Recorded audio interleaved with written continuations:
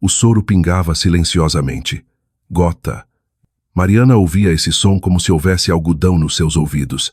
Primeiro como algo distante, quase irreal, como se alguém batesse com os nós dos dedos num vidro grosso. Depois mais perto, ainda mais perto. E de repente, com uma clareza ensurdecedora, ela percebeu. Era o seu próprio sangue a mover-se pelo tubo. Era o seu quarto de hospital, o seu teto branco com uma rachadura no canto direito. O seu corpo, pesado como um saco de areia molhada. Mariana Vasconcelos abriu os olhos. Não os abriu. Apenas afastou as pálpebras a uma distância equivalente à largura das pestanas e cerrou-os de imediato. A luz atingiu-lhe os olhos com a crueldade de um holofote. Mas naquela fração de segundo, ela conseguiu ver. O teto branco, a cortina verde acinzentada na janela, o canto do suporte de metal do soro e uma silhueta junto à cama. 2 silhuetas. Ela não se mexeu. Algo, não um pensamento, mas um instinto, aquele que vive mais fundo que a razão, a deteve. Não abrir os olhos, não se mexer, ouvir.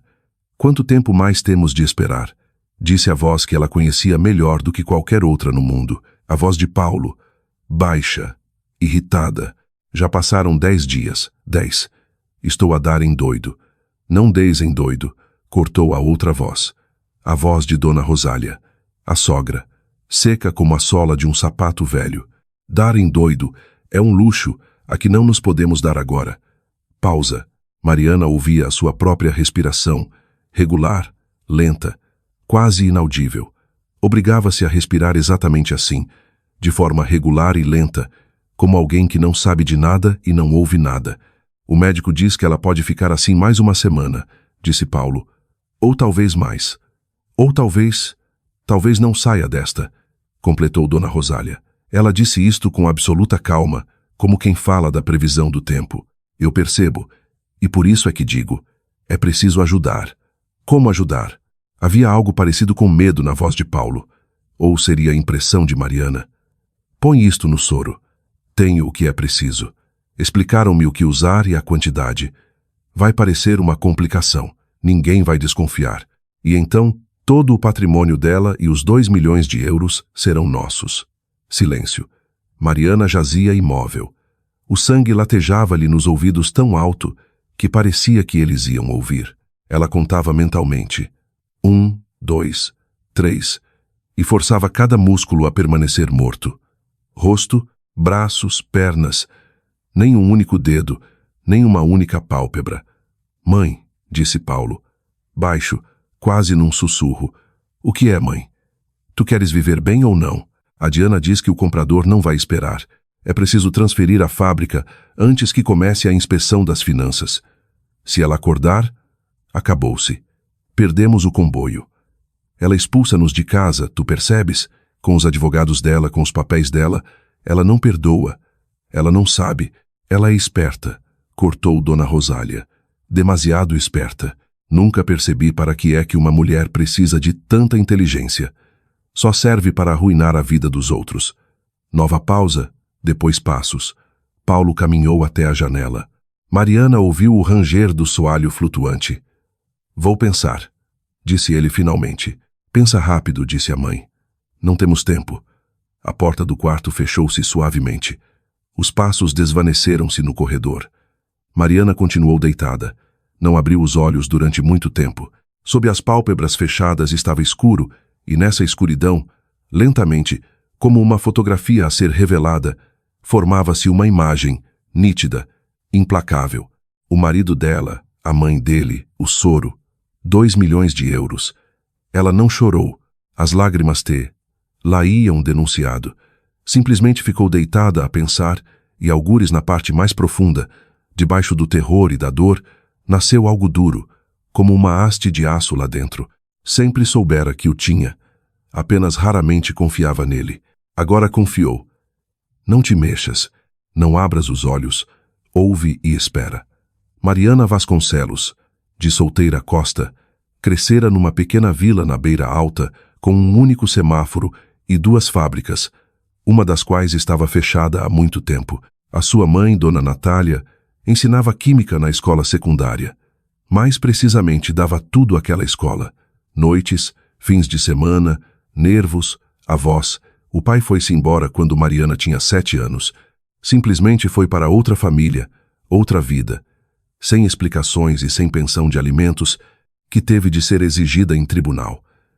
Dona Natália lutou, conseguiu uns tostões e não voltou a ir a tribunal. Disse que a humilhação custava mais caro do que aquele dinheiro e deitou mãos à obra. Ela não se queixava. Mariana memorizou isso para toda a vida. A mãe nunca se queixava, nunca chorava à frente da filha, nunca amaldiçoava o pai, nunca chateava os vizinhos com conversas sobre a sua vida difícil. Levantava-se às 6 da manhã, preparava o pão com manteiga e a meia de leite, corrigia testes, ia trabalhar, voltava, corrigia mais testes, arranjava as cortinas, fazia compotas para o inverno e ainda encontrava tempo para ler em voz alta para Mariana à noite. Primeiro contos de fadas, depois Júlio Verne, depois de tudo um pouco. Uma vez, já adolescente, Mariana perguntou: "Mãe, não te sentes magoada por ele se ter ido embora? Por não termos dinheiro? Por tudo ser assim?" Dona Natália olhou para ela por cima dos óculos e disse: "Mágoa é quando gastas o teu tempo com o erro de outra pessoa. Eu guardo o meu tempo para mim." Na altura, Mariana não percebeu muito bem. Mais tarde entendeu. Na família delas, o dinheiro era contado não por avareza, mas por necessidade. Dona Natália tinha um caderno de despesas. Na primeira página, o obrigatório. Na segunda, o desejado. Na terceira, as poupanças. A poupança crescia lentamente, mas crescia. Quando Mariana terminou o liceu, a mãe chegou a casa um dia e, em silêncio, colocou uma caderneta poupança em cima da mesa. Tinha o suficiente para o primeiro ano na faculdade de farmácia em Coimbra. "De onde veio?" espantou-se Mariana. "Poupe", respondeu Dona Natália secamente. "Há quantos anos?" "Desde que nasceste." Mariana viria a descobrir mais tarde que a mãe também vendera algumas coisas, incluindo a única joia que possuía. Um anel de ouro com uma ametista que a avó lhe dera, pequeno, modesto, com uma pedrinha roxa escura. Dona Natália nunca usava joias, só aquela. Às vezes, Mariana via a mãe a olhar para o anel, a tirar-lo do dedo, a rodar-lo nas mãos e a voltar a pô-lo. Quando soube que o anel fora vendido, desatou a chorar. A mãe não permitiu. "Não gastes lágrimas com o que já está feito. Gasta as tuas forças no que está para vir." Mariana gastou-as. Terminou a faculdade com distinção. Trabalhou como tecnóloga numa grande fábrica farmacêutica. Era aborrecido, estável, com um bom salário, mas algo lá dentro não lhe dava paz. Via como as grandes empresas funcionavam, lentas, esbanjadoras, com uma quantidade enorme de aprovações desnecessárias. Ela conhecia as fórmulas melhor do que qualquer um dos diretores. E um dia, aos 33 anos, numa segunda-feira, depois de mais uma reunião onde discutiram um rótulo durante 3 horas, escreveu a carta de demissão. Na altura, a mãe perguntou-lhe apenas: "Tens a certeza?" "Não", respondeu Mariana. "Ainda bem", acenou Dona Natália. Quando uma pessoa tem a certeza logo no início, ou não percebe o que está a fazer, ou está a fazer algo muito pequeno. Vai. Alugou um armazém nos arredores do porto, pediu um empréstimo, contratou 3 pessoas, depois 5, depois 18. A fábrica cresceu devagar, como uma árvore. Não se nota de imediato, mas as raízes vão fundo. Primeiro suplementos com fórmulas próprias, depois linhas de cosmética, depois fornecimentos para cadeias de farmácias. 8 anos mais tarde, a empresa valia 9 milhões de euros. Na sua conta pessoal, repousavam 2 milhões. Uma reserva intocável que Mariana nunca mexera, porque se lembrava do que se sente quando não há dinheiro nenhum. A mãe morrera há 2 anos. Um AVC. Rápido, sem longos sofrimentos, o que Dona Natália provavelmente desejaria para si mesma. Mariana conseguiu chegar a tempo, segurou-lhe a mão, mas a mãe já não falava. Apenas olhava, clara, calma, sem medo. Uma semana após o funeral, o notário telefonou. Disse que Dona Natália deixara algo para além do testamento habitual. Um envelope selado, com a condição de ser aberto apenas em caso de ameaça à família ou ao patrimônio de Mariana. Mariana pegou no envelope, guardou-o no cofre da fábrica e não pensou mais nele. Não queria pensar no pior. Na altura ela ainda era casada, feliz, ou assim pensava. Conhecera Paulo Vasconcelos numa conferência, um ano depois da morte da mãe, quando a dor tinha atenuado um pouco, mas a solidão se tornara quase física. Ele era bonito com aquela beleza serena e confiante que é fácil confundir com segurança. Dizia as coisas certas, ria-se nos momentos certos, sabia ouvir, ou fingia muito bem que ouvia. Mariana, habituada a decidir tudo sozinha, sentiu de repente que, ao lado dele, podia relaxar as costas por um segundo. Foi um erro, mas na altura pareceu uma dádiva. O casamento foi pequeno. Dona Rosália apareceu com um vestido caro, claramente comprado para a ocasião, e passou a noite inteira com a expressão de quem está a fazer um favor. Mariana notou, mas disse a si mesma: é apenas uma mulher de idade, habituada a que o filho lhe pertença. Vai passar. Não passou. A farmacêutica, dizia Dona Rosália quando achava que Mariana não estava a ouvir, sempre metida na fábrica. Isso é lá mulher para casar? Uma esposa deve estar em casa. Mariana ouvia e calava-se, não por ser submissa. Nunca fora submissa, mas porque considerava aquelas palavras mesquinhas, indignas do seu tempo e dos seus nervos. Acabaram por ser muito dignas. Ela não sabia que, desde o primeiro dia, por trás do casamento deles, estava Diana Correia, a prima de Paulo. Não sabia que tinha sido Diana, no seu devido tempo, a dizer a Paulo: esta mulher com a fábrica é a tua grande oportunidade. Não sabia que Diana tinha formação em direito e era especializada em reestruturação e ocultação de ativos empresariais. Discreta, sem fazer alarido, sabia esconder-se atrás de outras pessoas. Mariana viria a descobrir isso mais tarde, muito mais tarde, já deitada de olhos fechados na cama do hospital, ao ouvir o marido concordar silenciosamente com um homicídio. Não sabia quanto tempo ficara deitada assim. 1 hora, 2, 3. O tempo em coma, obviamente, corre de forma diferente, e ela ainda não se tinha adaptado a ele. O corpo era-lhe estranho, as mãos não obedeciam como antes. Sentia um vazio esquisito nas pernas, mas a cabeça funcionava. A cabeça funcionava muito bem. Mariana pensava: se abrir os olhos agora mesmo, o que vai acontecer? Vão chamar o médico? Vai começar uma azáfama? Talvez alegria? O Paulo sabe fingir alegria. Ela já vira isso 1000 vezes. Eles vão sorrir, abraçá-la, dizer as palavras certas e pronto, sem provas. A conversa que acabara de ouvir era apenas isso, a palavra dela contra a deles. E depois sairia do hospital, voltaria para casa. E então, eles saberiam que ela tinha ouvido algo ou não. Como ia provar? A quem? Não. Precisava de tempo. Precisava de provas. Precisava de alguém, de pelo menos uma pessoa em quem pudesse confiar. A porta do quarto voltou a abrir-se. Outros passos, firmes, regulares, sem pressa, sem arrastar, sem correr. Passos de alguém que sabe para onde vai. Os familiares já saíram? Perguntou uma voz de homem. Baixa, serena. Sim, Dr. Antônio. Respondeu uma voz jovem, de mulher. Há uns 15 minutos. Bem. Os passos aproximaram-se da cama. Mariana ouviu o tilintar de um estetoscópio. Depois, uma pausa silenciosa e atenta. Sentiu que ele a observava, não como Paulo olhava, através dela como através de um objeto, de uma forma diferente e concentrada. Os dedos poisaram no pulso dela. Cuidadosa e profissionalmente, verificaram a pulsação e pararam. Depois a voz, muito baixa, quase ao ouvido dela. Se me consegue ouvir, mexa o polegar da mão esquerda. Mariana gelou. O coração falhou um batimento. 1, 2, 3. Quem era este homem?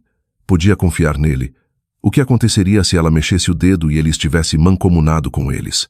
Naquele hospital, naquela cidade, quem não poderia estar do lado deles? Hesitou exatamente o tempo necessário para tomar uma decisão. 3 segundos. E mexeu. O polegar da mão esquerda. Quase imperceptivelmente. Uma vez. Silêncio. Depois, Os dedos no pulso dela apertaram ligeiramente. Sem dor, apenas para marcar presença.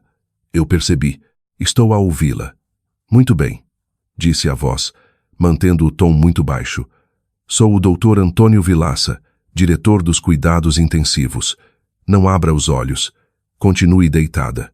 Vou agora fazer uma observação de rotina para o protocolo e para quem possa estar a observar. Depois conversamos, quando eu tiver a certeza de que é seguro. Ele endireitou-se. A voz tornou-se um pouco mais alta, já direcionada à enfermeira. Os sinais vitais estão estáveis. Há reação pupilar. Continuamos a vigilância conforme o protocolo. Sofia, muda o soro. Apenas da nossa farmácia hospitalar, nada daquilo que a família trouxe. Eles trouxeram uma canja de galinha, respondeu Sofia. A voz dela era jovem e ligeiramente trocista, como a de alguém que é difícil enganar. Deita a canja fora. Tudo o que eles trouxerem é para rejeitar. Não há discussão. Percebido. E mais uma pausa. O registro de visitas. Estás a mantê-lo? Sim. Muito bem. A pausa foi muito breve, mas algo nela mudou. Ficou mais pesada. Registra com muita atenção. Hora de entrada, hora de saída. O que trouxeram? Tudo. Os passos dirigiram-se para a porta. Mesmo na ombreira, Vilaça parou e disse, novamente em tom baixo, como se falasse para si próprio. Fica de olho nos familiares. Registra tudo o que trouxerem. A porta fechou-se. Mariana continuou deitada. O coração batia mais certinho. Não conhecia aquele homem. Não sabia por que a estava a ajudar. Se realmente a estava a ajudar. E se não cometera um erro ao mexer o dedo. Mas algo naquela voz, na sua serenidade, no seu cansaço, na forma como dissera da nossa farmácia, num tom que não deixava margem para objeções. Algo lhe dizia, por agora, não precisas de ter medo. Só por agora, depois logo se vê. Começou a recordar, metodicamente, como sempre fazia quando precisava de desatar um nó complexo. O que tinha acontecido, como viera ali parar. A última coisa que lembrava claramente era um final de tarde em casa. Ela e Paulo estavam a jantar. O jantar fora preparado pela dona Rosália. Naquele dia, para surpresa de Mariana, a sogra oferecera-se para cozinhar, o que era extremamente raro. Sopa e um prato principal. Mariana comeu, depois sentiu a cabeça a rodar, achou que era cansaço, deitou-se e acordou ali. 10 dias depois. 10 dias. Ela não tinha simplesmente desmaiado. Não era um desmaio acidental, nem um ataque cardíaco. Ela era saudável, fazia exames regularmente. Algo tinha acontecido com aquela comida, algo que a sogra colocara lá de propósito. Isso significava que tudo começara antes daquele hospital, antes daquele soro. Eles tinham planeado e ela não vira, não quisera ver. Dona Natália tinha razão. Ela confiava nas pessoas demasiado depressa. As lágrimas afluíram-lhe subitamente, não de medo, mas de outra coisa, de vergonha talvez, de a mãe não estar ali. Ela diria algo curto e incisivo, como sempre, algo que colocaria imediatamente tudo no seu devido lugar. Mariana não deixou as lágrimas rolarem, meceu o canto do olho uma única vez, devagar, como se fosse um reflexo, e conteve-as. Não havia ninguém no quarto, mas ela já sabia. Não podia relaxar em lado nenhum, nunca. Enquanto estivesse ali, era uma atriz. Interpretava o papel de alguém que não existia. Lá fora anoitecia. Pela cortina filtrava-se uma luz cinzenta. Seria crepúsculo ou uma manhã nublada. Não sabia dizer ao certo. O monitor apitava, regular e aborrecido. O soro pingava, gota, gota, gota. Mariana ouvia o som e pensava na fábrica, na secção onde cheira a ervas e a álcool, no Félix, que todas as manhãs abre os portões e resmunga com os trabalhadores mais novos, mas que não se esquece do aniversário de nenhum deles. Na Inês do laboratório, que há 3 anos escreveu a tese sobre uma fórmula da Mariana e foi trabalhar para lá logo a seguir à faculdade. Foi por iniciativa própria, sem cunhas, simplesmente porque queria. Essas pessoas não sabiam de nada. Iam trabalhar, faziam o que tinham a fazer e achavam que a sua diretora estava no hospital e voltaria em breve. E ela tinha de voltar. Isso não era uma questão. Era um facto que precisava de transformar em realidade. A porta abriu-se novamente. Passos leves. A enfermeira. Sofia, a rapariga da voz trocista. Está a dormir, disse em voz baixa, como se fosse para si própria, como se estivesse a verificar. Ainda bem, alguma coisa tilintou.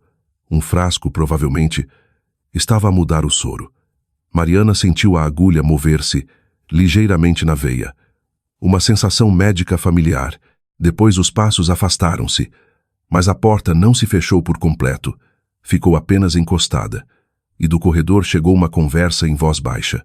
Sofia falava com alguém em tom confidencial. Rápido. Fui verificar o registro.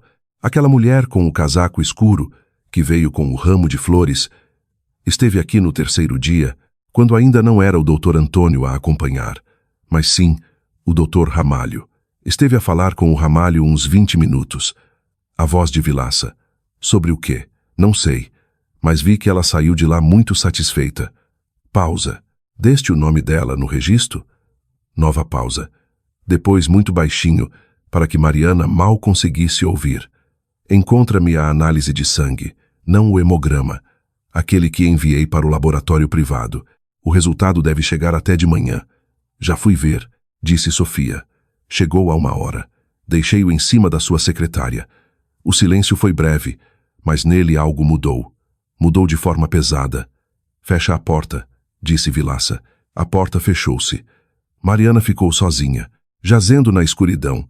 A escuridão dos olhos fechados, a escuridão do quarto, a escuridão do desconhecido. Mas algo se tinha movido, algo pequeno, porém importante. Não estava completamente sozinha.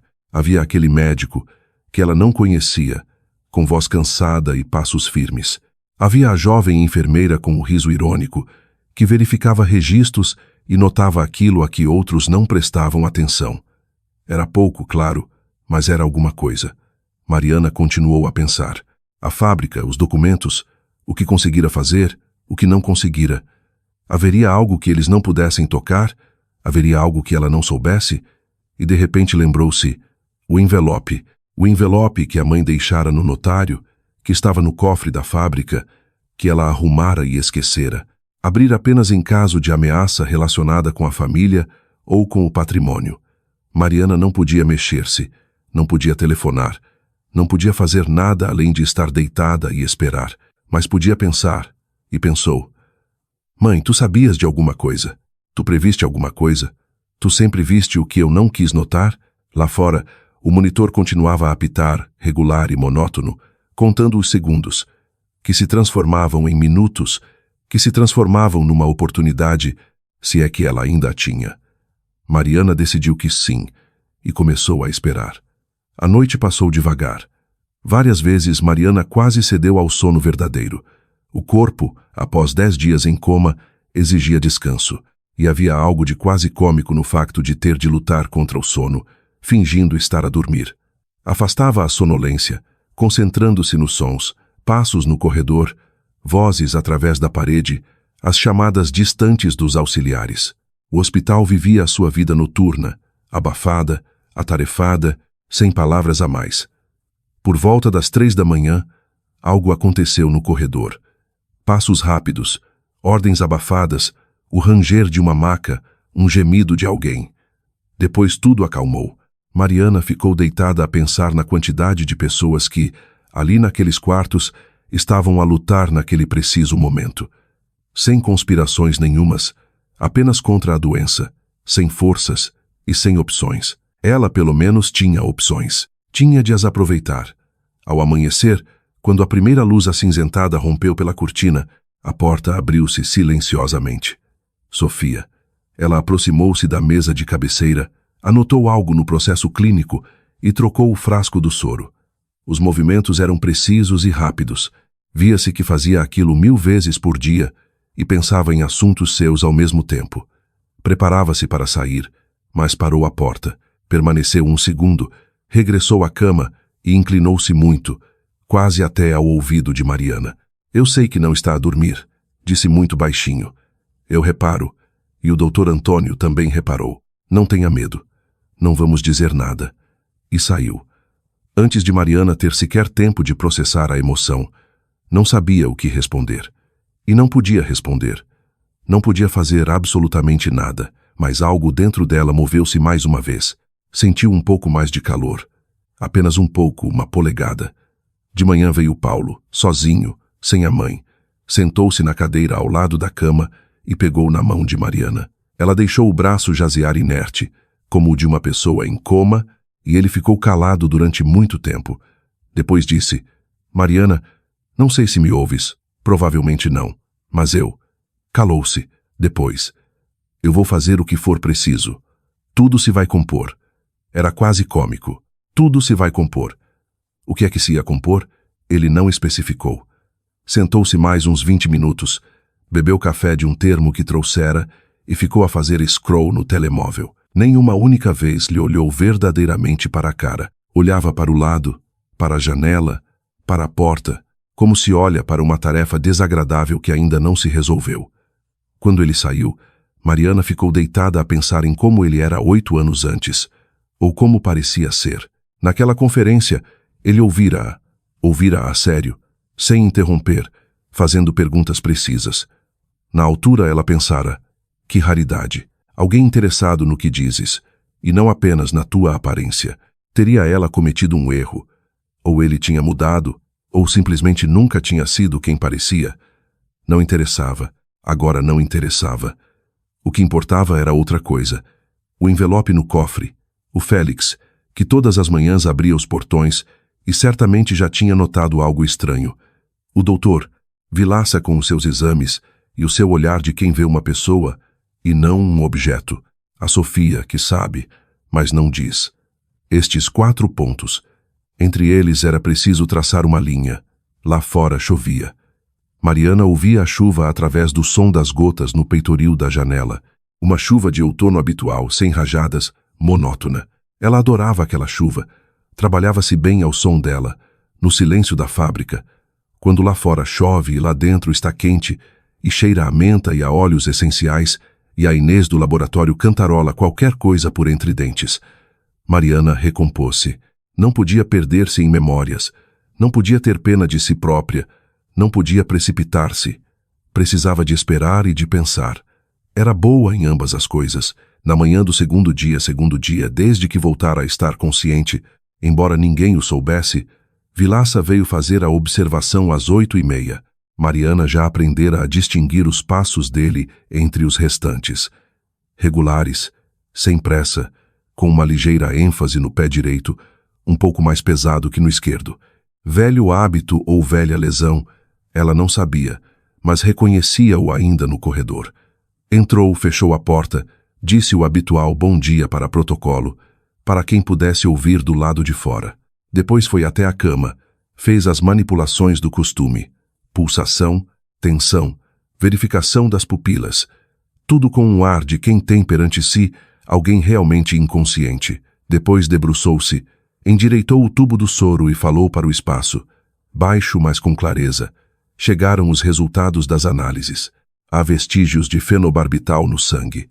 Uma dose elevada, não terapêutica, provavelmente ingerida na comida algumas horas antes de ter perdido os sentidos. Isto não é um acidente. Mariana não se mexeu. Apenas o coração deu um batimento a mais. Fenobarbital. Ela conhecia a palavra. Estar à frente da fábrica obrigava-a a conhecer farmacologia melhor do que o cidadão comum. Um sedativo forte. Em pequenas doses, sominífero. Em grandes doses, depressão respiratória, coma, morte. Dona Rosália era uma antiga contabilista, mas alguém lhe explicara as coisas direitinhas. Vou tirar uma segunda amostra e enviar, lá para um laboratório independente, continuou Vilaça. Oficialmente, isso já será um documento. Se tenciona fazer alguma coisa, tem de saber que eu tenho bases sólidas, fundamentos limpos do ponto de vista legal. Pausa. Ele esperou. Mariana mexeu o polegar da mão esquerda uma vez. O sinal combinado. Muito bem. A voz dele continuava sem inflexões. Não fria, mas contida, como a de alguém habituado a separar os sentimentos do trabalho. Vou fazer-lhe chegar uma coisa hoje à noite, quando os seus familiares não estiverem. Aguente. Endireitou-se. Voltou ao tom profissional. Para registro. Estado estável. Mantemos a terapêutica atual. sem alterações na medicação, sem a minha assinatura. E mais baixo, já à porta. Sofia, tens o registro sempre contigo? A voz veio do corredor. Mostro-lhe a seguir. A porta fechou-se. Mariana soltou o ar lenta e imperceptivelmente. Fenobarbital. Dona Rosália trouxera sopa. A sopa que ela própria tinha feito e servira diante da nora com aquele sorriso que sempre pareceu um pouco falso, mas que Mariana aprendera a ignorar. Em 8 anos, uma pessoa habitua-se a muita coisa, e a falsidade também. Ela lembrou-se daquela tarde. A sogra tinha ligado de manhã.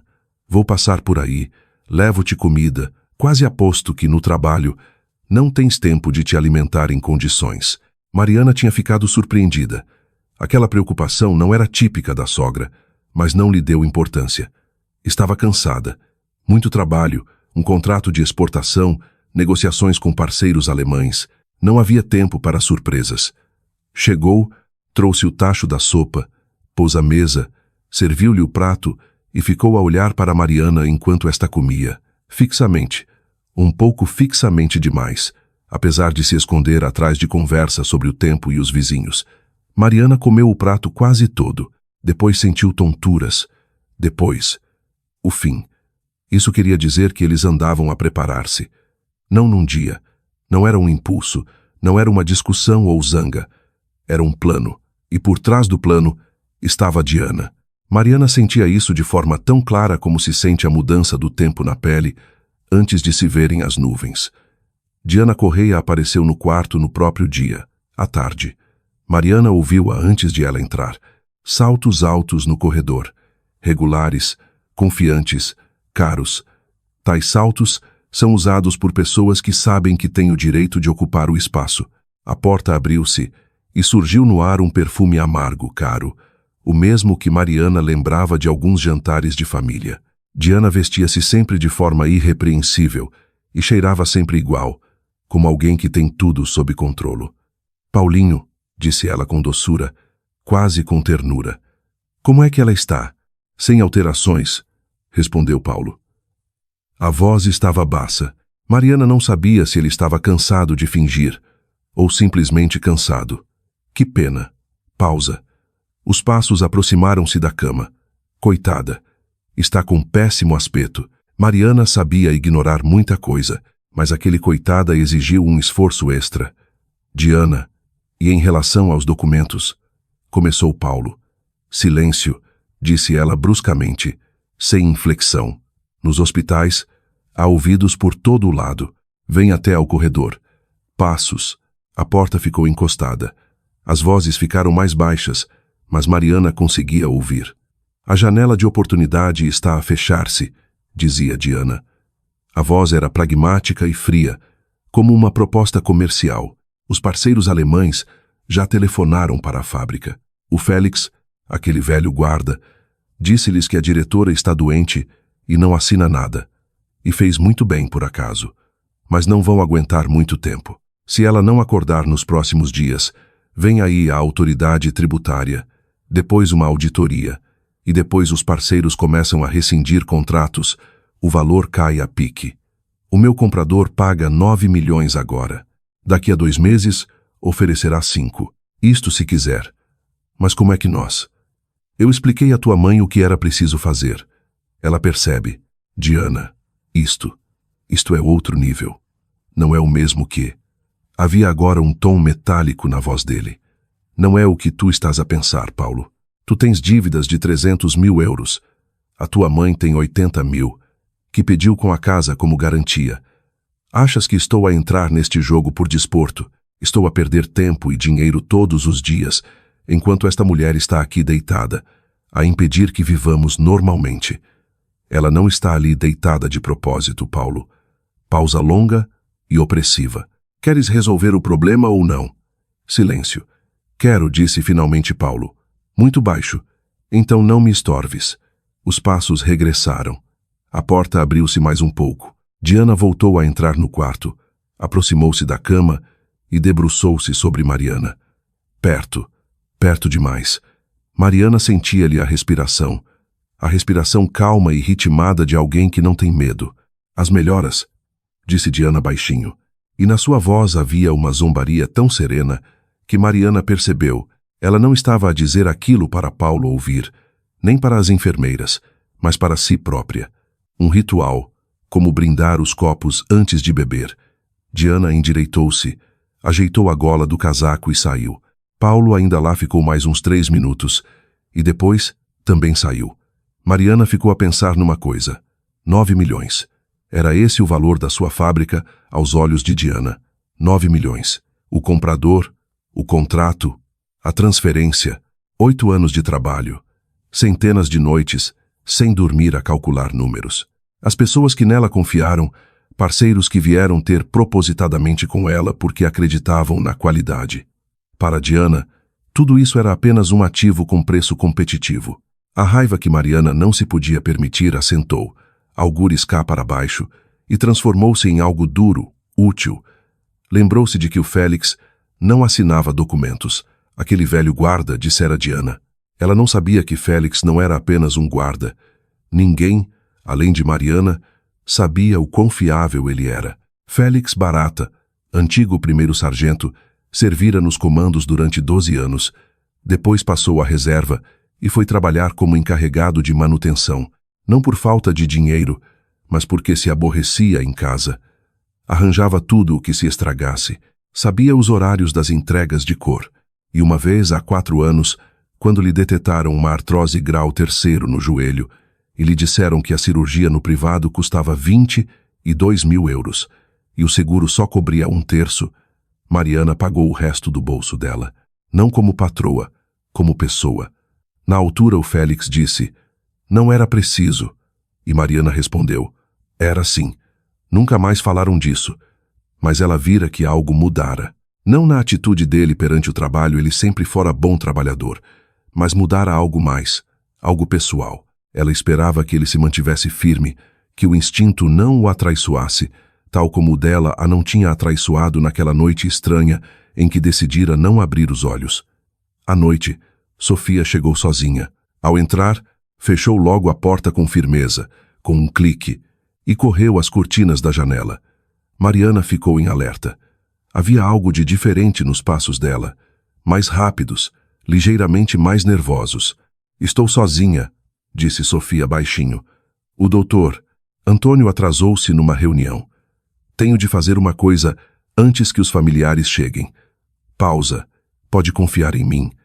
Acredite na minha palavra. Eu sei que parece parvo, mas eu já vi muita coisa em 3 anos de cuidados intensivos. Sei distinguir pessoas que querem ajudar das que só querem que o tempo passe. Mariana mexeu o dedo. Sofia suspirou de alívio. Ótimo. Toma. Algo foi colocado cuidadosamente junto à palma da mão de Mariana, debaixo do lençol. Pequeno, plano, retangular. É um gravador. O Dr. Antônio pediu para lhe entregar. Já está ligado. A bateria dura 12 horas. Se alguém disser algo de importante neste quarto, ficará gravado. Pausa.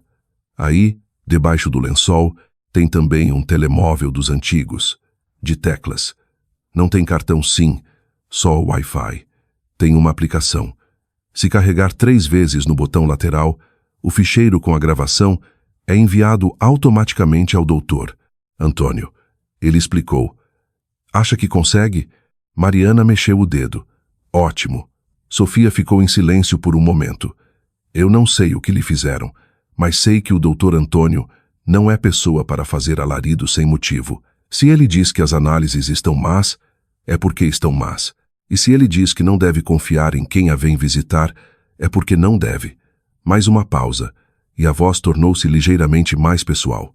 A minha mãe também esteve internada há 3 anos. Muito tempo. Eu andava a estudar na altura. Ainda bem que teve as pessoas certas ao lado dela.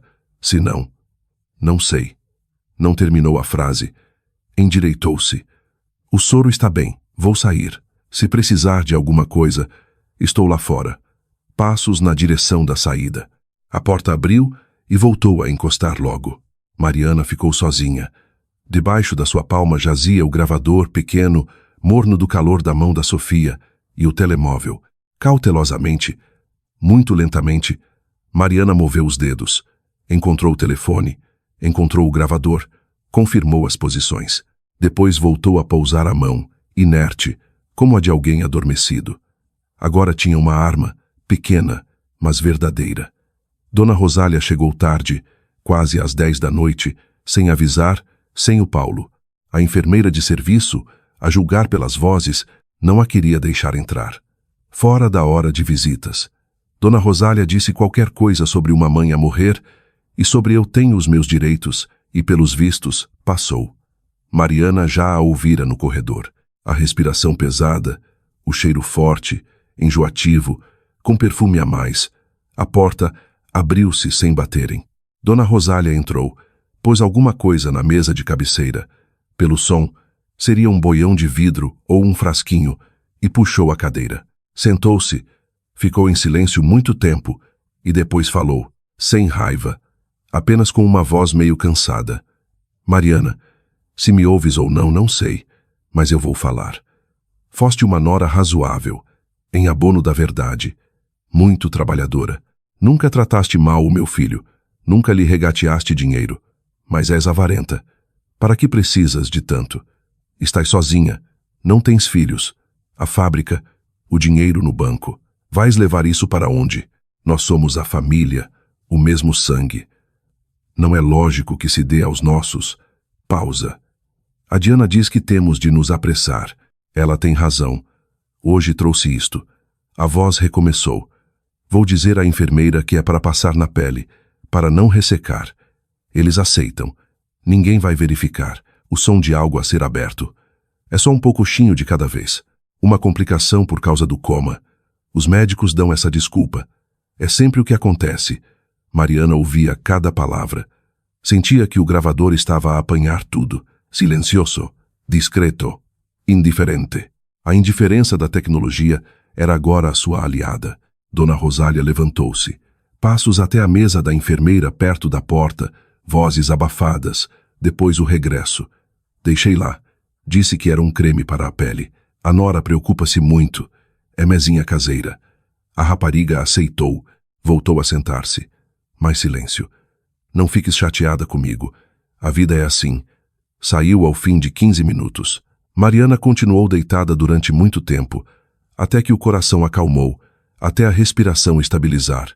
Depois, devagar, muito devagar, encontrou o telemóvel debaixo do lençol e carregou 3 vezes no botão lateral.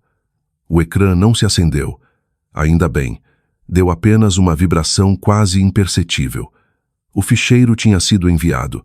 Não sabia se Vilaça o receberia. Não sabia se a gravação seria suficiente. Não sabia o que aconteceria ao frasco que a sogra deixara na secretária. Mas fizera o que pôde ali, naquela noite, naquelas condições. A mãe costumava dizer, faz o que podes, com o que tens, onde estiveres. A frase não era dela. Tinha lido algures e decorado, mas repetia-a com frequência. Mariana fê-lo.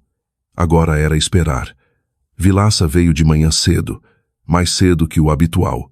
Mariana ouviu. A porta, os passos, uma pequena pausa e depois a voz, ao ouvido. Recebi a gravação. Confisquei o frasco da secretária. Disse que era uma violação do protocolo manter líquidos estranhos na unidade de cuidados intensivos. A enfermeira não disse nada. O frasco está no laboratório. Vou saber o conteúdo até ao fim do dia. Mariana mexeu o dedo. Ele tossiu ligeiramente. Há mais uma coisa. Ele falava com voz regular, sem emoções. Mas Mariana aprendera a ouvir as nuances dessa regularidade. Agora, havia algo de pesado nela. O Félix Barata telefonou. Encontrou o meu número através da recepção.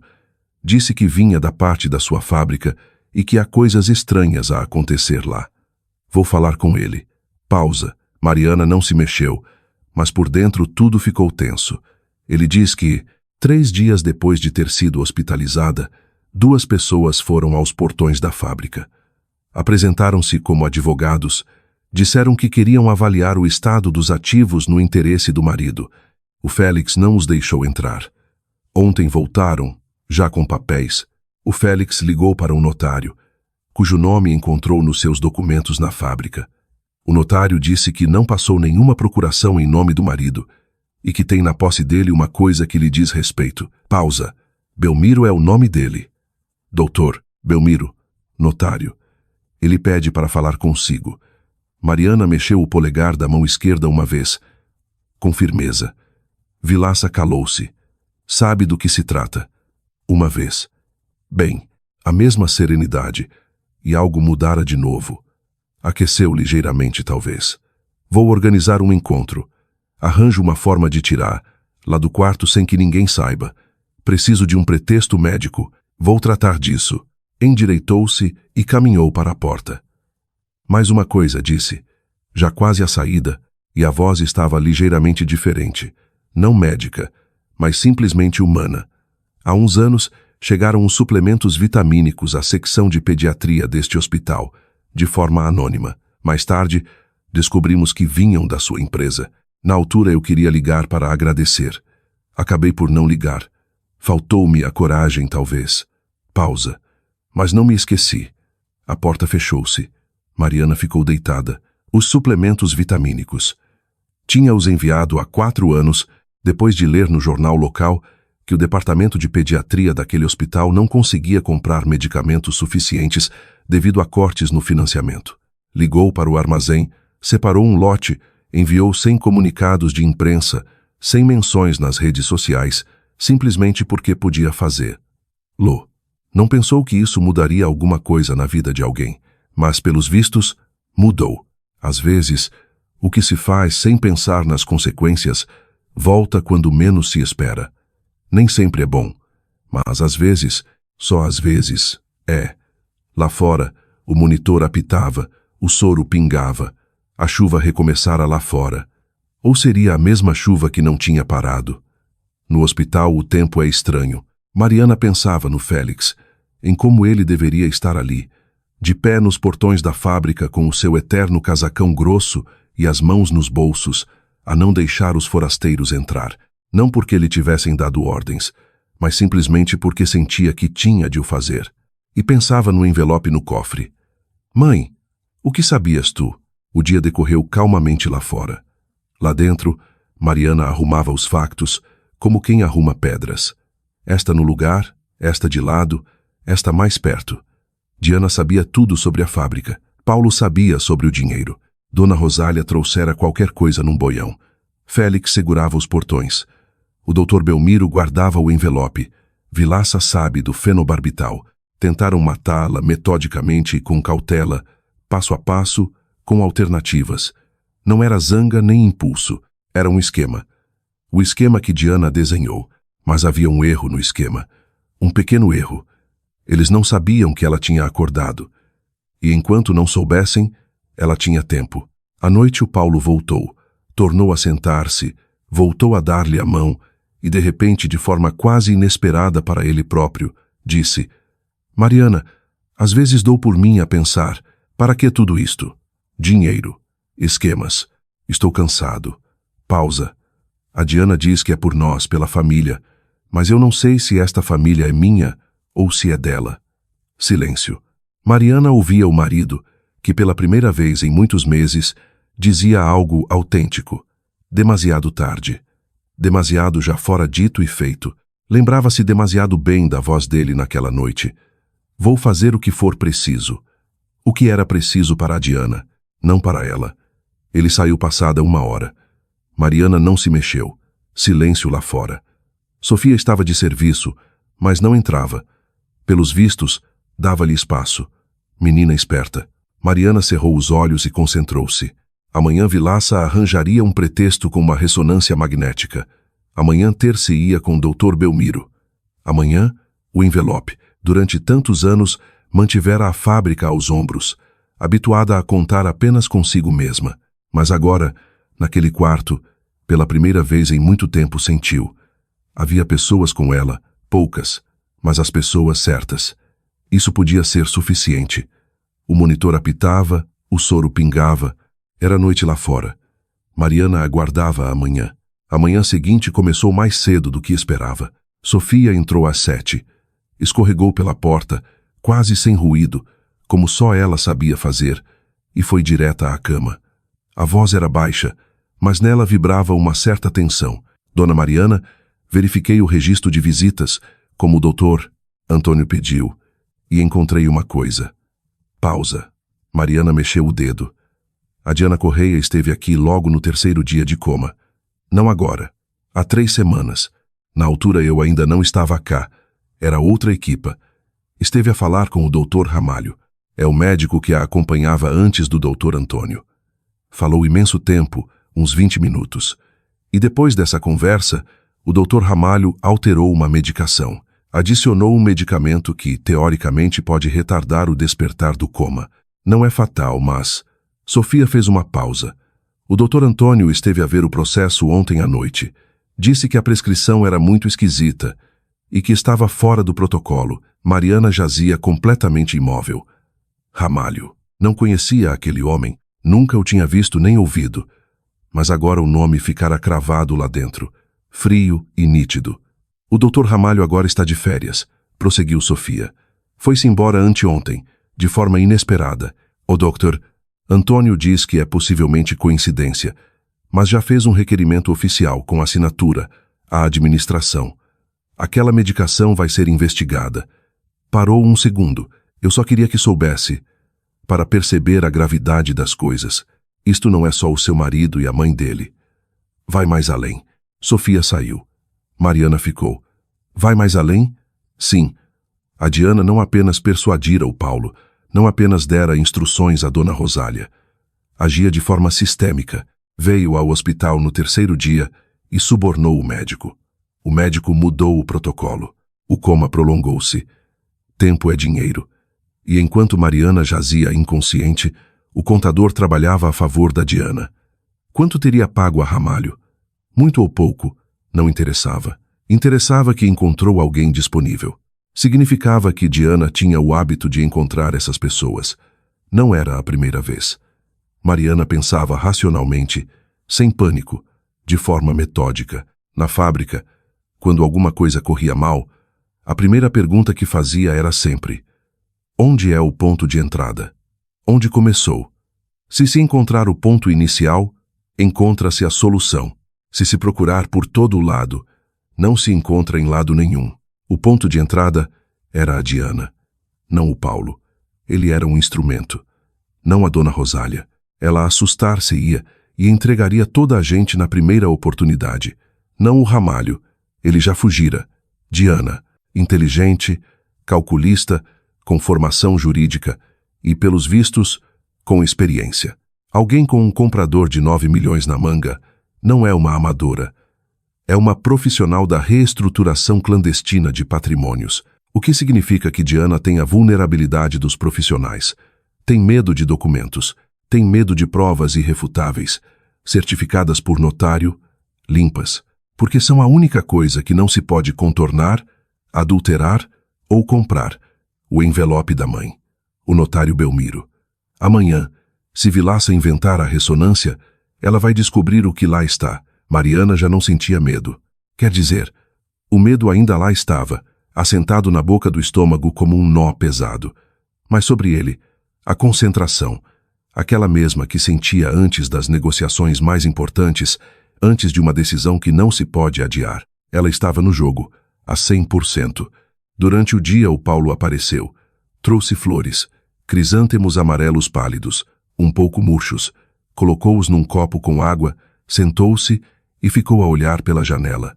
A Diana disse que temos de andar mais rápido, disse ele, subitamente em voz baixa, como se falasse consigo próprio. Diz que o comprador está nervoso. Diz que se tu não te despachares a sair disto, ela arranja outra forma de despachar os papéis. Silêncio. Eu não sei o que é que ela quer dizer. Pausa. Ou então sei. Mariana escutava. O gravador debaixo do lençol ia registrando. Paulo levantou-se, ajeitou as flores e disse em voz ainda mais fraca: Desculpa, Mariana. Nunca pensei que acabasse assim. E saiu. Mariana ficou a pensar que o perdão não é algo que se dê a pedido. Tem de ser conquistado. E para isso, é preciso confessar verdadeiramente e não sussurrar perto do que pensamos ser o leito de morte da pessoa. Lá fora chovia outra vez. Plim, plim, plim. O soro. O dia começava a declinar. Amanhã, ressonância magnética. Amanhã, Dr. Belmiro. Amanhã, o envelope. Mariana esperou. A manhã do terceiro dia começou com silêncio, não o silêncio hospitalar, já seu conhecido, com os pios dos monitores e vozes abafadas. Era um silêncio diferente, denso, como antes de uma trovoada, quando o ar deixa de se mover e até os pássaros se calam, como se soubessem algo. Vilaça entrou às 7h30. Mariana reconheceu-lhe os passos ainda no corredor. Fechou a porta, aproximou-se da cama, fez alguns movimentos simulados de rotina e debruçou-se. Hoje levo-a à ressonância, disse baixo. Às 10 horas. A família vem mais tarde. A Sofia confirmou o horário. Teremos uns 40 minutos. Talvez um bocadinho mais. O doutor, Belmiro, já está no hospital. Espera na sala de tratamentos ao fundo do corredor do terceiro piso. Eu acompanho-a até lá. Pausa. Vai ter de abrir os olhos e andar, tanto quanto conseguir. Mariana pensou durante um segundo. O corpo tinha desentorpecido um pouco durante a noite. Subrepticiamente flectia e esticava os dedos, os pés. Funcionava mal, mas funcionava. Após 10 dias de coma e 3 deitada de forma tensa e imóvel, era normal estar mal. Ela mexeu o dedo. Sim, consigo. Pode haver quem a veja no corredor. É um risco, mas trago uma cadeira de rodas e vai de cabeça baixa, como se estivesse inconsciente. A Sofia vai conosco. Outro sinal. Sim, endireitou-se. Os resultados do frasco chegaram durante a noite. Acrescentou com a mesma voz neutra. Solução concentrada de hidrato de cloral. Outro sedativo. Em dose tão forte, administrado pelas mucosas da boca, provocaria uma rápida deterioração e disfarçaria o caso como uma complicação pós-coma. Pequena pausa. Este é já um segundo documento. Saiu. Mariana ficou deitada 2 horas, a pensar no que se passava lá fora. Laboratórios, consultórios. Os documentos estavam a alinhar-se como tijolos numa parede. Fenobarbital no sangue, hidrato de cloral no frasco, gravação áudio de Rosália, registro de Diana e Dr. Ramalho, o protocolo alterado. Cada tijolo por si só não é parede. Juntos, já aguentam estrutura. Restava o mais importante, o envelope. Às 10:05, Sofia empurrou a cadeira para dentro. O doutor Antônio já vem, disse baixo. A família ainda não chegou. Na recepção está a Nádia. Ela não faz perguntas. Já avisei que a levávamos a TAC. Pronta? Mariana mexeu o dedo. Levantar-se custou mais do que ela supunha. O corpo era alheio, instável, como uma máquina a que há muito tempo não se mudava o óleo. Sofia ajudou-a objetivamente a amparar, lá com força no braço. Mariana sentou as pernas fora da cama, esperou que o mundo parasse de balançar. Levantou-se. As pernas aguentavam. Mal, mas aguentavam. Vilaça entrou às 10 certas. Olhou para ela de forma avaliadora. Mariana viu agora verdadeiramente. Alto, contido, com o olhar cansado de quem se habituou a que as noites sejam sempre mais curtas que os dias. Grisalho nas fontes, cabelos brancos verdadeiros, os da idade e do trabalho pesado. O rosto não era bonito nos padrões normais, mas memorável. Fidedigno. Sente-se na cadeira. Baixe a cabeça, assim. Ela inclinou a cabeça e ele amparou-a com a mão. Guarde as mãos nos joelhos. Não reaja a nada. Sofia cobriu-a com uma manta até ao pescoço. Puseram-se em andamento. Mariana viu o corredor por entre as pestanas descidas. Chão de linóleo cinza, paredes brancas, corrimãos. Elevador longo e ressonante. Terceiro piso. Outro corredor. Uma curva, outra. Porta com a placa. Sala de tratamentos número 7. Lá dentro estava sossegado. Uma mesa, 2 cadeiras, um armário de processos, uma janela e um homem que estava junto à janela com uma pasta de cabedal nas mãos. O Dr. Belmiro. Era baixo, de idade, bigode grisalho bem cuidado e óculos de aros finos. Olhou para Mariana com aquele carinho reservado que tem quem a conhecia de outras vidas. Dona Mariana, disse ele, a sua mãe ficaria contente. Pausa breve. Sente-se, por favor. Não deve ficar de pé. Vilaça puxou a cadeira. Sofia ficou à porta, de vigia. Belmiro abriu a pasta. A sua mãe deixou-me este envelope há 3 anos, um ano antes de falecer, plenas faculdades mentais, certificadas por notário. Condição: ameaça vinda da família do marido ou que afetasse o patrimônio.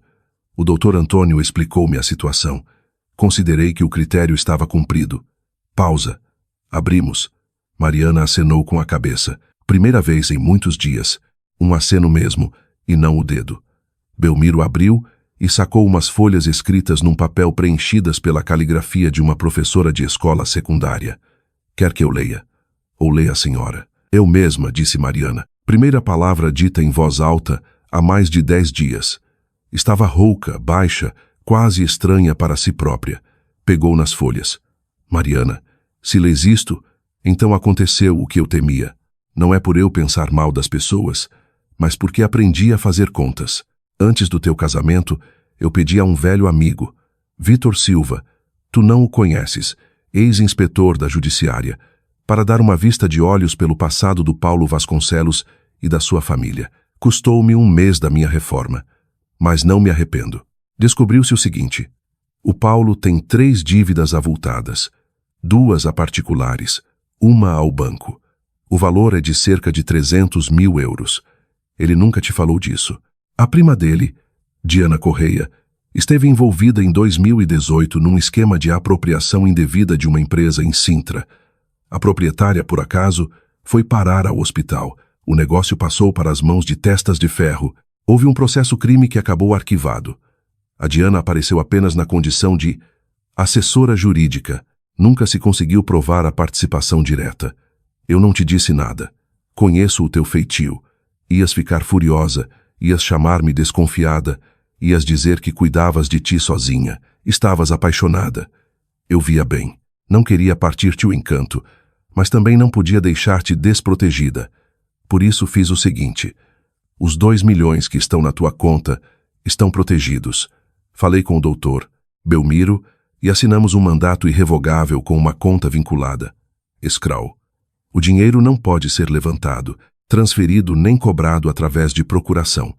Só tu, pessoalmente, com cartão de cidadão, biometria e o código que o Dr. Belmiro te dará em mão. Se faleceres de morte violenta ou em circunstâncias suspeitas, o dinheiro transita automaticamente para a Fundação Professora Zita, que patrocina jovens cientistas. Ela foi quem primeiro me disse que tu eras uma rapariga invulgar. Fica a homenagem. Sobre a fábrica, há um segundo cofre na base do armário de arquivo do teu gabinete, escondido atrás das pastas com o rótulo 2019. O código é o dia em que eu nasci somado ao ano em que acabei o curso. Tu sabes qual é.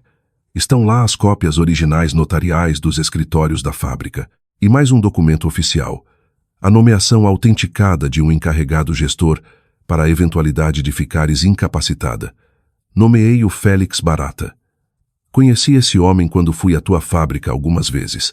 Esse homem não te vende. Por nada. O anel de ametista que vês aqui guardado foi recuperado. Fui buscar-lo a uma loja de penhores há 3 anos. Estava na montra. O Dr. Belmiro também te devolverá quando tudo isto acabar. Filha, eu não sei falar bonito, mas digo-te uma coisa. A tua força não veio das dificuldades.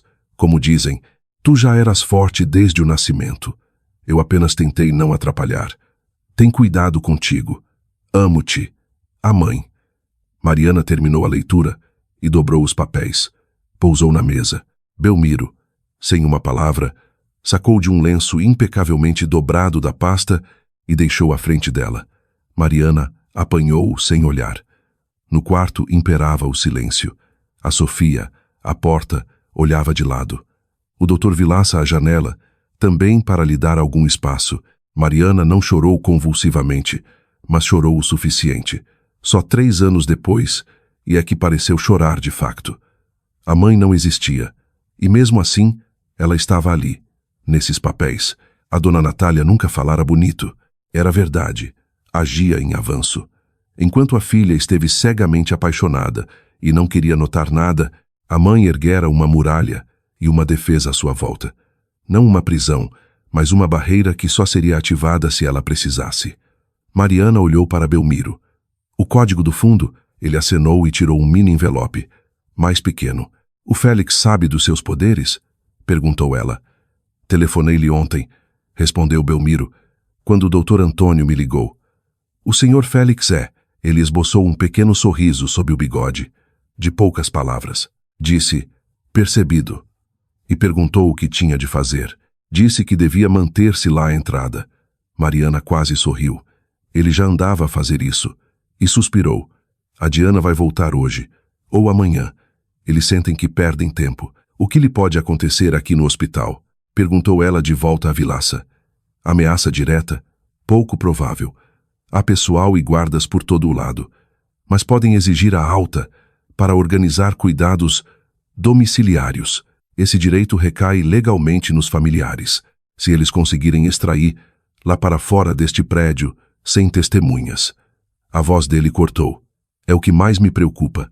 Se Mariana revelasse que estava em pleno estado consciente, eles já não teriam o argumento da procuração do coma, mas então ficariam a saber que ela se apercebera de tudo. Teria de depor com as próprias forças. Isso alterava tudo. O que temos, do ponto de vista de provas? Vilaça repetiu. O hemograma da análise privada, fenobarbital, a solução identificada do frasco, cloral. A gravação da sua sogra e do seu marido. O testemunho da enfermeira Nádia da entrega do frasco da sua sogra. O registro das visitas sobre a Diana e o Ramalho. É um caso bem consolidado para uma suspeita crime. Será que é para uma sentença criminal? Para que os advogados não a consigam refutar na barra do tribunal? Diana poderia arguir sempre ignorância sobre a sogra. Mera conversa com outro médico, etc. Mariana anuiu com a cabeça. Significa que ela, a Diana em si mesma, tem que avançar no tabuleiro e registarmos a jogada dela. O notário levantava um sobreolho. Vilaça ficou calado. Sofia olhava fixamente, ainda encostada à porta. Vocês querem provocar a Diana, resumiu Vilaça. Dar-lhe a chance de se auto-incriminar de frente e dar o último passo falso. Mariana foi firme. É diferente. Preciso de algum tempo, só um dia. Doutor Vilaça, tenho meu agradecimento absoluto por se intrometer nisto. Não cabia nas suas funções, não o tinha de fazer. Vilaça balançou a cabeça. Tinha, pois. Só não tem justificação em palavras. Faço-o e pronto. E ela via naquele momento. Vilaça não é só cortesia. Ele não sabia agir de outra maneira. Um homem íntegro e pragmático. Eles conduziram-na, via cadeira de rodas e manta no colo, pelos mesmos caminhos, até ao conforto lúgubre do quarto.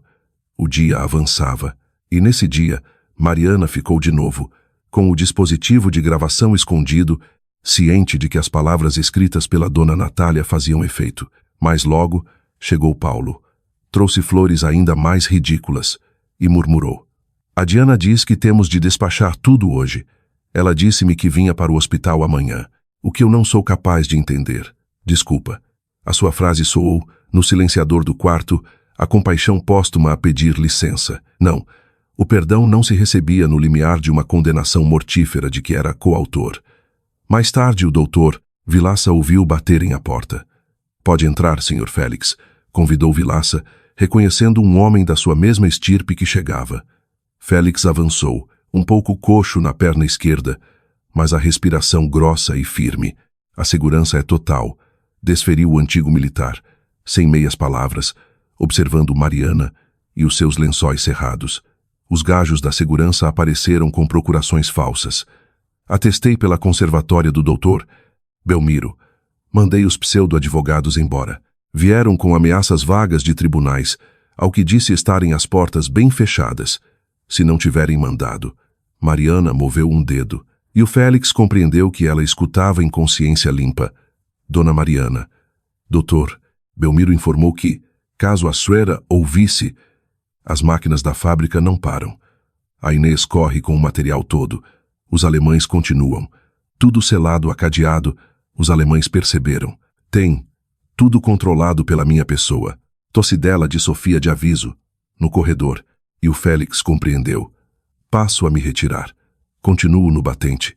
Mariana guardaria aquele eco para o resto da vida. Mais uma noite sem sono para Mariana.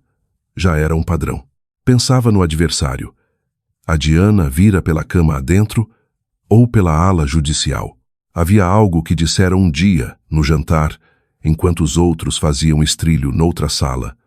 Tu és esperta demais para o teu próprio bem. Ser esperta era ter trocado a senha da conta assim que caíra de cama. Pensara na altura a advogada. Com certeza, ser esperta era ter bloqueado os bens. Mas os mortos não acedem, não recusam, nem desbloqueiam. E então, ali, jaz o engodo no xadrez de Mariana. A armadilha estava pronta. Diana precisava do ato material. Mariana tinha as chaves de Diana e do que estava atrás dessa máscara sem piedade. Quando o sol brilhou, frouxo, nas cortinas da sala, e se fez a hora das visitas, as luzes ligaram-se. Sofia verificou e disse: a Diana Correia vem no horário exato do costume, está no corredor agora, mandou a Nádia para trás já que quer entrar. O Dr. Vilaça instruiu uma última vez: não reaja, só ponha no gravador, que tudo vai fluir na onda ideal. Pelo plano. Meio-dia em ponto. Saltos firmes no soalho do quarto. Paulo, fica aí à porta. A voz ressoante mas fria. A voz de Diana Correia. Ela puxou a cadeira, e as tábuas deram de si. Silêncio lúgubre e longo. Bem, Mariana, sussurrou sem entoações afetivas, como a descrever material num leilão. Tu tens a tua fábrica, rendimentos de 8 anos e excelentes trabalhadores. E, no entanto, a nossa vida, o teu Paulo em colapso e dívidas extremas. Eu não sei o que processas neste momento, nesse teu cérebro dormente, contudo as verbas correm soltas pela tua fábrica, sem vida que não tem patrão que lide com elas. E então trago estes papéis, Mariana. Eu poderia falar-te frente a frente sobre negócio. Diana abaixou-se muito, mas sendo tu esperta, já tiveste o teu final de jogo. A pausa. E depois: preciso da tua assinatura numa destas páginas para certificar documentos. E Paulo fará. Eu já lhe disse que é forçado a fazer. A porta abre. Entra Paulo. Tremia um pouco. Uva. Diana, eu não quero ser parte desta merda. Diana contrapôs.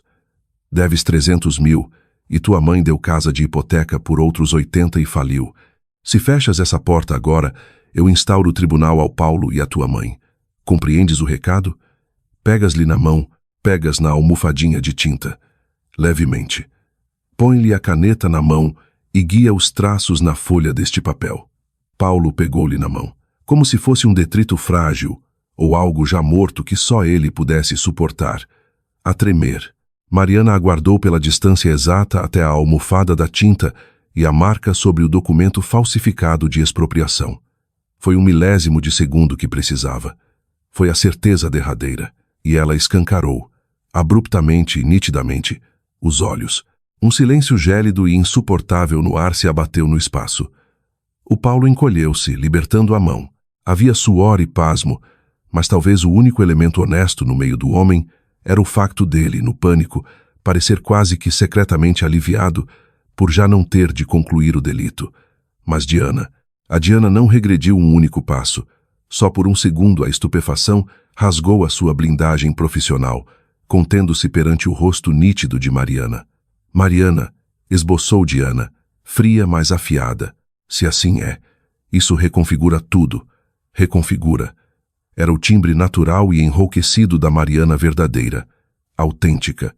Esforçou-se e sentou-se na almofada. Diana ajustou a postura no chão, recaindo todo o peso. Escutaste o que se falou aqui? Tudo. Mariana repôs a situação. Para lá desta cama. Diana sorriu num trejeito ciníco de advogada criminal. Oh, Mariana, eu posso desconstruir cada fala dita hoje e amanhã no tribunal.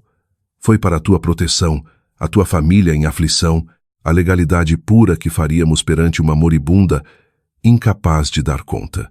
De nada de mal, acrescentou Mariana, para além de forçar a assinatura de uma pessoa em coma e drogada numa cama de cuidados intensivos, para a extorquir dos seus bens com uma procuração fraudulenta. Diana ficou sem saber se falava. Nada disso ficou impresso, e nada provas aqui, com vozes entre nós 4. E Mariana abriu a borda branca dos cobertores finos de enfermaria. Dali saltou o retângulo gravador da Sofia, com a bateria recém-carregada, a piscar, vermelho. Mariana olhou fundo para a cara contorcida de fúria e abismo que começava na alma da Diana. Isto não conta, arfou Diana. Fizeste um ato sem autorização. Errado, contra-atacou Mariana. Estou nos meus aposentos clínicos e foi dito à minha frente. E eu sou alvo. Posso gravar os crimes feitos em presença pela defesa da minha vida. Paulo, esbravejou Diana, virando-se. Paulo, sai já daqui para fora. O homem encostou a nuca na parede e negou com a cabeça. Estava empalidecido, lúgubre, mas presente. Não, já me enojei disto, Diana. Pela vida, não faço isto. Não quero dar mais sequer. E ele atestava assim a pequena réstia de alguma moral sufocada, não alterando o plano em demasia, mas marcando a linha moral final de Paulo Vasconcelos. Nisso, a porta escancarou-se, e os passos decididos de Vilaça reentraram no quarto. Sem hesitação, a doente acordou para a consciência. Tenho a ordem clínica. Queiram retirar-se. Fico. Sou parente legal, replicou a assassina tentada e advogada Diana. Negativo. Só essa palavra vinda de Vilaça. Diana arrepiou o rosto, virou-se, engomou os cantos do casaco com dignidade estilhaçada de quem sabe que as cartas, daquele baralho ali em especial, estavam rasgadas, e retirou-se a passo firme, arrastando um Paulo em estado letárgico pelo corredor fora. Vilaça fechou a porta e trocou um olhar com Mariana, a paciente que sobrevivera a 2 sedativos fatais. O médico checou logo, num relance metódico, a máquina de leitura de vida, que corria serena. Vieram antes da hora? Ele referia-se à armadilha montada. Não, viemos antes da hora, disse ela. A pressa era mortífera. Se ela exigir da administração a sua transferência domiciliar ou chamar a tutela clínica superior para ter os bens com procurações passadas ou assinaturas da alta. Perco legalmente o direito de a manter sob proteção, disse Vilaça. Mariana olhou fundo. Quanto tempo falta para a nossa polícia? O inspetor-chefe da judiciária que eu conheço chegará daqui a 1 hora. Era ex-colega meu. Homem de palavra limpa. Tem de ficar e apanhar tudo isto na hora para instaurar processo em auto oficial. Antes da Diana obliterar tudo, consegue, sob o esforço físico exaustivo, manter-se consciente nas acusações? Consigo. Vilaça preparou as documentações em relatórios com Sofia, enquanto serviam a Mariana caldo leve e reaquecido nas cantinas da unidade.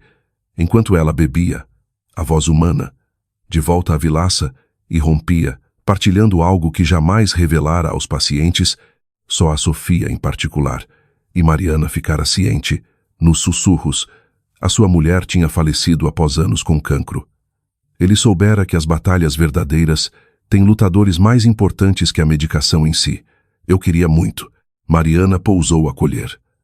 Voltar àquela pediatria a entregar vitaminas e soros, e ele cruzou o olhar com ela, e com um sorriso cansado, atenuou as rugas da testa. Quando tudo finalizar, passarei e apresento as gratidões pessoalmente na fábrica, o que devia ter dito há 4 anos atrás. De imediato, Sofia meteu a cabeça. Eles cá fora armaram escândalo. A Diana ameaça processar o hospital todo, e nesse exato transe, entrou um sujeito atarracado e baixo, a passos concisos, na enfermaria. Mostrou dístico a vista desarmada na mala.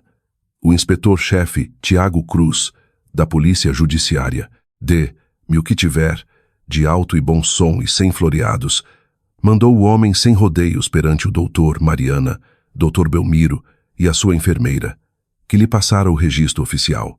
Mariana falou, de forma linear, o desmaio induzido e os registros gravados. Inspetor Cruz espremeu tudo do ficheiro áudio com um ar denso e escutou a admissão indireta, as coisas ilegais seriam limpas. Reviu os testemunhos assinados pelo antigo colega Vilaça, o doutor Belmiro na retaguarda, validando os testamentos avisos de envenenamento e as transferências do dinheiro e o registro escrito que relatava o hidrato de cloro transportado na calada pela sogra idosa na boa da dona de casa.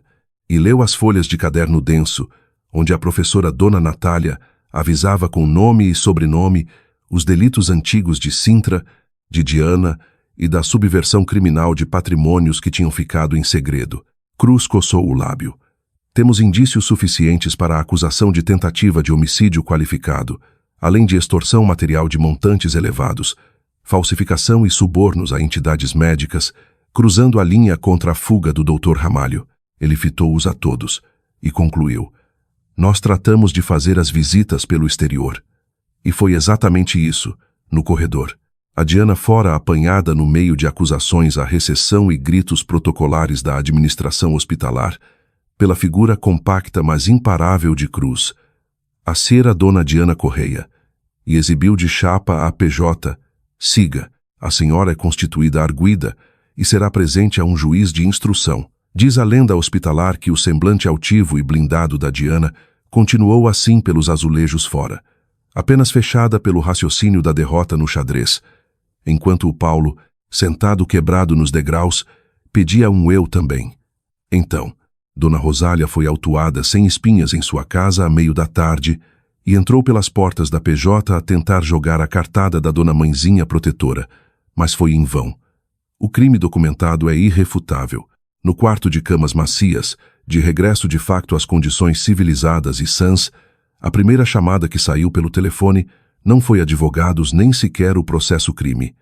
Ouve-me, senhor Félix, na linha do outro lado. Dona Mariana, aguentas as portas? Estão seguras.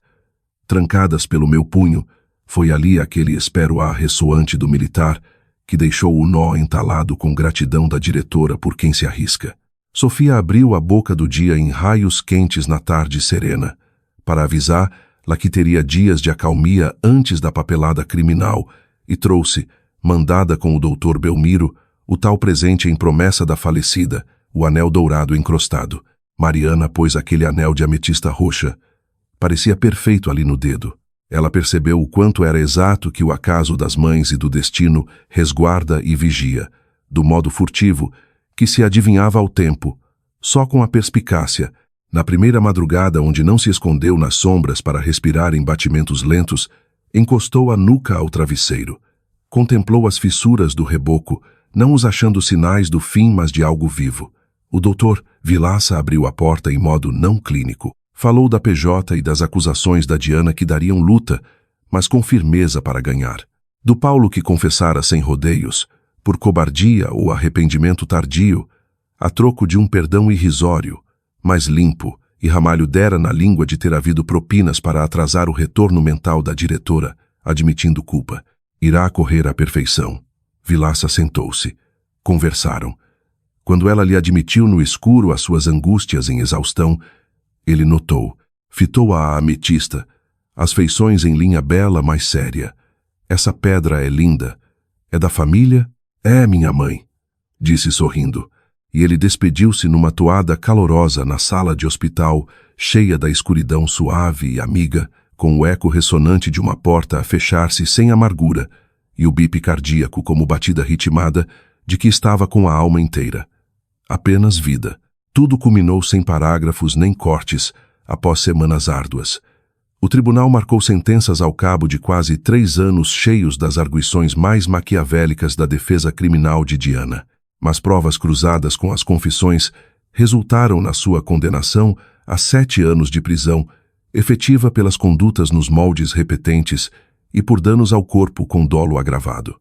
Rosália recebeu uma pena suspensa de 3 anos, e Paulo uma pena semelhante mediante reembolsos financeiros extraídos no desfecho civil do divórcio por mútuo consentimento na conservatória, onde não existiu choro, apenas um homem falhado, à sombra das próprias asneiras, a fechar as portas da sua existência apagada das costas de Mariana, dizendo, no limite, o que ela já sabia, que seria uma testemunha a atestar aos autos contra a sua prima para fazer a coisa acertada.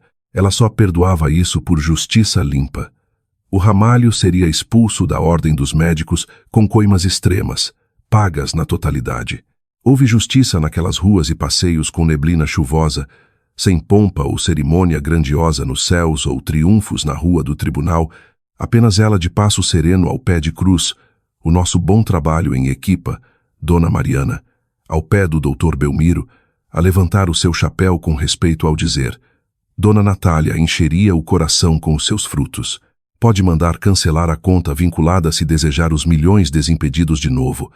ao qual ela reteve os bens por orgulho à sabedoria materna, para perdurar por mais uns anos de legado e preceito. E depois um Félix que se achava de facto lá à espreita a mirar telhados. Ficam 7, não é? Disse. 7 anos, sim. Arranca o nosso batente. Vamos de regresso às fábricas, Félix. Anda. A lealdade verdadeira era parca e de confiança. Mariana mandou SMS ao Antônio. Resposta instantânea da parte dele àquelas 7 sentenças. Nesse primeiro sábado, desde as tempestades e do divórcio perante notário. Encontro fortuito ao longo dos telefonemas de partilhar os processos industriais ou cirúrgicos após dias de esforço mental e lutas da solidão numa maré cálida da cidade. Um restaurante simples, junto ao complexo do SNS. O Vilaça aparecia informal. Na saída da porta, ela repetiu em murmúrio algo tão grande perante ele nas sombras do outono. Salvou-me, mas ele retorquiu perante a humilde constatação. A senhora resgatou-se de lá dentro de si. No relógio, as horas ditavam os ritmos maduros das certezas num clima muito brando e certo e sem precipitações juvenis. Queria regressar cá. Ao meu ver, não faria de todo mal. Sorrisos dele na quietude nocturna. Eu seria muito propenso e a favor disso mesmo. Sim, assim era a vida. Um sopro quase extinto a 1 milímetro de ser traído mortalmente fez Mariana descobrir pilares verdadeiros. E quem estava e faria fundações de rocha, sem abalos com os anos. Na fábrica, os resultados, laboratórios em polvorosa das Inês, a nova frota na entrada, os contratos alemães que vingaram acima dos prazos a dobrar das antigas expectativas, e uma fundação com um donativo forte que Mariana em si depositou a fazer arrancar o nome honorário da dita professora Zita da Terrinha, que ajudou a raparigas da pobreza local na faculdade a prosseguirem o ramo de farmácia, feito numa singela partilha a Antônio ao telefone, um riso abafado deste. Essa sua velha professora sabia de si o mesmo que a sua mãe sabia. Você é ímpar. Mariana revirou olhos afável e corada sob luz dos bicos de candeeiro à vista da sua casa renovada. Félix trazia a sua nova pá de jardim à entrada de inverno. Inês o chá na copa com erva recém, colhida, os dias nevados a cair ou chuvadas pesadas para o norte, eram confortáveis nas entranhas quentes dos aromas da própria fábrica, até ao dia num pormenor num fim de semana, a ida sem fato oficial ao cemitério, ver o vulto brando no granito singelo que repousava da dona Natália, crisântemos puros em homenagem. Resultou tal qual idealizaste. Falou ela de rosto afável sob o orvalho da cova na face rochosa em pedra, ao sorriso materno eterno no quadro. E em seguida, no dia solto e soalheiro na fábrica, os motores vibrando sem cessar de laboriosos braços da mecânica fabril, a visita guiada a com o doutor Antônio pelas corredoras aromáticas, o veredito trocado do sorriso cúmplice perante as frestas feias dos muros velhos da rua. Aquelas que agora abrigavam uma vida de paz. E a vida na sua beleza total, das lutas não pedidas mas aguentadas, do instinto embutido no anel roxo na mão acenada. As correntes puras continuavam perenes e límpidas de Mariana pela essência. Sim, um bom e duradouro dia. E estaria tudo perfeito.